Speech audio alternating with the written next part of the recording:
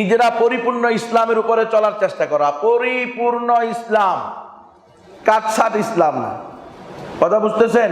খণ্ডিত ইসলামের চর্চা করলে ঈমান থাকবে না। আফাতুমিনুনা বিবাদিল কিতাবি ওয়া তাকফুরুনা বিবাদ। হ্যাঁ, শুধু খানার পরে মিষ্টি খাইতে হবে, অলিমা খাইতে হবে, এগুলোর সুন্নত খুব মনে আছে, কিন্তু আল্লাহর রসুলের ইজ্জত রক্ষার্থে প্রয়োজনে মার খাইতে হবে, এই ইজ্জত মনে নাই। এই সুন্নতের কথা মনে না থাকলে হবে না। আল্লাহ রসুলের ইজ্জত রক্ষার্থে মার দিতে হবে, মার খাইতে হবে। কি বলেন? দেওয়া লাগলে দিতে হবে, খাওয়া লাগলে খেতে হবে। এটাও আল্লাহ রসুলের একটা সুন্নত। আল্লাহ রসুলের ইজ্জত নিয়ে আজকে চিনিমিনি চলতেছে সারা দেশে, হইতেছে না? সারা পৃথিবীতে, বিশেষ করে বর্তমানে ফ্রান্স শুরু করছে। একেবারে জাতিগতভাবে ইসলামের বিরুদ্ধে কি চলতেছে? মুহাম্মদ আরবি সাল্লাল্লাহু আলাইহি ওয়াসাল্লামের বিরুদ্ধে এরা বিভিন্ন ধরনের কার্টুন বানায় সারা বিশ্বে এগুলোকে প্রচার করতেছে। বিশেষ করে তাদের দেশের দেয়ালে দেয়ালে, গলিতে গলিতে এগুলো লাগাইছে।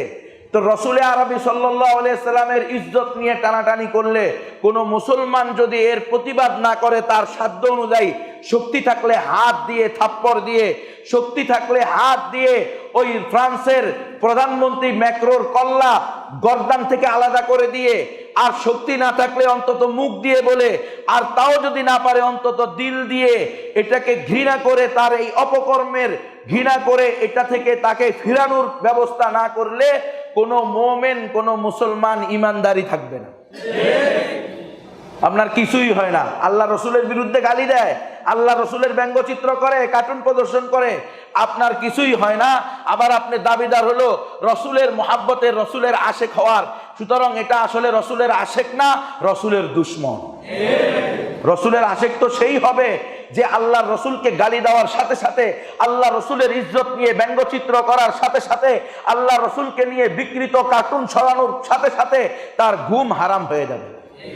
সুতরাং এই ফ্রান্সের পণ্য বর্জন করা ইমানি দায়িত্ব। ফ্রান্সের সাথে কূটনৈতিক সম্পর্ক ছিন্ন করা এটা ইমানি দায়িত্ব। ফ্রান্সের সাথে প্রকাশ্যে শত্রুতার ঘোষণা দেওয়া এটা ইমানের দায়িত্ব। আল্লাহ রসুল সাল্লাল্লাহু আলাইহি সাল্লাম নিজে তিন বুখারী শরীফের রায়াত অনুযায়ী তিনজন শাতিমুর রসুল, আল্লাহ রসুলকে গালিদাতা তিনজন শাতিমুর রসুলকে, গুস্তাখে রসুলকে, আল্লাহ রসুলের দুশ্মনকে হত্যা করার জন্য আল্লাহ রসুল নিজে তিনজন লোককে পাঠাইছে, তিনজন সাহাবীকে পাঠাইছে। কথা বুঝছেন? কয়জনকে হত্যা করার জন্য? তিনজনকে। কারণ এরা আল্লাহ রসুলকে গালি দিছে। আল্লাহর রসুলের গালিদাতার শাস্তি হলো ওয়াজিবুল কতল। একমাত্র শাস্তি, তাকে হত্যা করতে হবে ইসলামী শরিয়া অনুযায়ী। ইসলামী শরিয়ায় হত্যার বিধান হলো গর্দান থেকে কল্লা আলাদা করে দিতে হবে। আর আমাদেরকে ফাঁসির স্লোগান শিখায়। ফাঁসি কোনো ইসলামী শাস্তি নয়। কি বাবারা, কথা বুঝতেছেন? আপনাদের কি মন খারাপ হইতেছে? এটা ইসলামের বিধান। মন খারাপ হইলেও আমাদের বলতে হবে, ভালো লাগলেও বলতে হবে, আমাদের কিছু করার নাই। কারণ আমরা ইসলামের প্রতিনিধি, আমরা রসুলের ওয়ারিস। আমাদের দায়িত্ব হলো ইসলামী শরিয়া আপনাদের সামনে তুলে ধরা। গণতন্ত্র, সমাজতন্ত্র, জাতীয়তাবাদ, ধর্মনিরপেক্ষতাবাদ নামক কুফুরি মতবাদ আপনাদের সামনে তুলে ধরা আমাদের দায়িত্ব না, বরং সেগুলো সম্পর্কে আপনাদেরকে আমাদের স্পষ্ট বলে দেওয়া দায়িত্ব। এই Abraham Lincoln, Lenin, Karl Marx, Mao Tse-tung হলো আল্লাহর শত্রু, আল্লাহ রসুলের শত্রু, ইসলামের শত্রু, মুসলমানের শত্রু। সুতরাং তাদের পাতানো ফাঁদ, তাদের মানব রচিত বিধান, এটা মুসলমানের জন্য, মুসলিম উম্মার জন্য কোনোদিন কল্যাণের চাবিকাঠি হতে পারে না। এই ব্যাপারে সতর্ক হয়ে যান।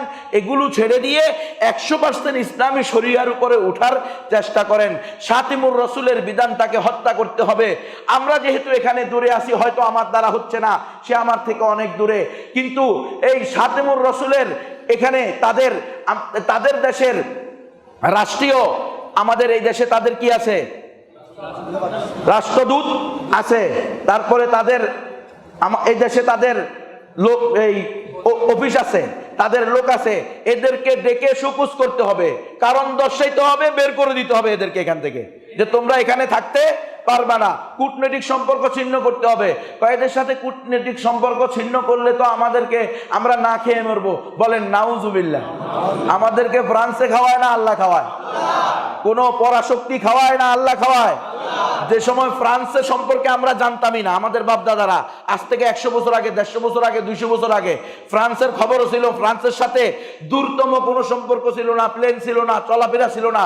তখন কি আমাদের এই দেশের মানুষ খাইছে না খায় নাই? তো এখন কেন খাইতে পারবে না?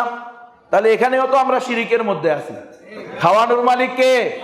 আল্লাহ। আল্লাহর উপর তাওয়াক্কুল করেন, আল্লাহর উপরে পরিপূর্ণ ঈমান আনেন। খাওয়াবে কে?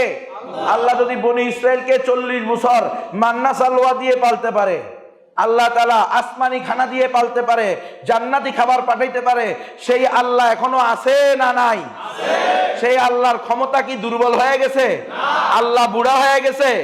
দুর্বল হয়ে গেছে তার ক্ষমতা?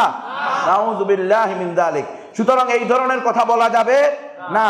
আল্লাহর বিধান অনুযায়ী, ইসলামী শরিয়া অনুযায়ী, শরীয়তের হুকুম অনুযায়ী যারা রসুলের দুশমন তারা পুরা মুসলিম উম্মার দুশমন। সুতরাং তাদের সাথে কোনো সম্পর্ক রাখা যাবে না। আলহামদুলিল্লাহ, চেচনিয়ার এক যুবক ওই মাস্টারের কল্লা ফেলে দিছে। আপনারা খবর পাইছেন না? এটা কি সন্ত্রাসী বলবেন?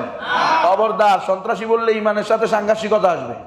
আমি যদি আজকে আপনার সামনে আপনার বাবাকে গালি দিই, আপনার মাকে গালি দিই, আপনি কি করবেন? আপনি আমাকে ছাড়বেন?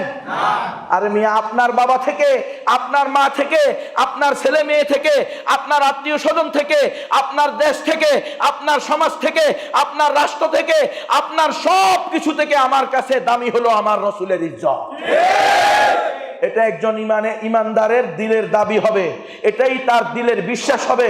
আমার জান যাইতে পারে, আমার ক্ষমতা যেতে পারে, আমার রাষ্ট্র যাইতে পারে, আমার ছেলে মেয়ে এতিম হতে পারে, স্ত্রী বিধবা হতে পারে, বাপ মায়ের কোল খালি হতে পারে, কিন্তু আমার রসুলের ইজ্জত কোনোভাবে যেতে পারে না।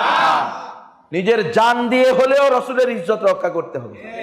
এটা ইসলামের শিক্ষা, এটা ইমানের দাবি, এটা আমাদের দায়িত্ব।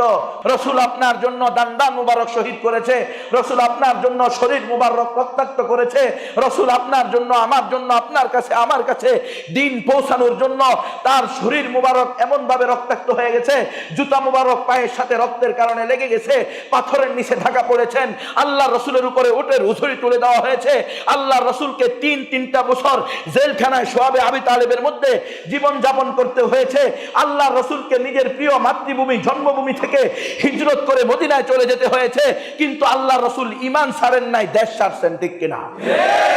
তো আমাদেরও এই দায়িত্ব, প্রয়োজনে দেশ ছাড়বো, ক্ষমতা ছাড়বো, ব্যবসা ছাড়বো, বাড়িঘর ছাড়বো, ছেলে মেয়ে থাকবো ছাড়বো, স্ত্রী সন্তান ছাড়বো, ক্ষমতা ছাড়বো, দল ছাড়বো, দলের নেতা নেত্রীকে 3 তালাক দিব, কিন্তু আমার রসুলের ইজ্জত বিন্দু পরিমাণ নষ্ট হতে দিব না। এটাই ইসলামের বিধান, এটাই আল্লাহ রসুলের সুন্নাহ, এটাই আল্লাহ রসুলের ইশকের মুহাব্বতের আশেক হওয়ার আশেকদের প্রকৃত দাবি। অন্যথায় আপনি রসুলের আশেকের দাবিদার আসলে বন্ড, আসলে বাটপার।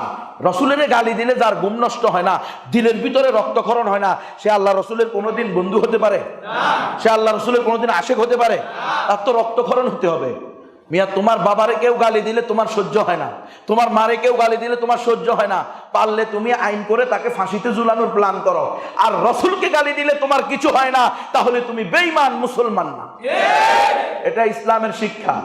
আল্লাহ রসুল মুসলমানদেরকে তালিম দিয়েছেন, মুসলমানদেরকে ইসলাহ করেছেন কিভাবে? যেভাবে শরীয়ত, পুরা কোরআন, আল্লাহ রসুলের পুরা জিন্দেগি, সিরাতে নববী থেকে আমরা সেটা জানতে পারবো।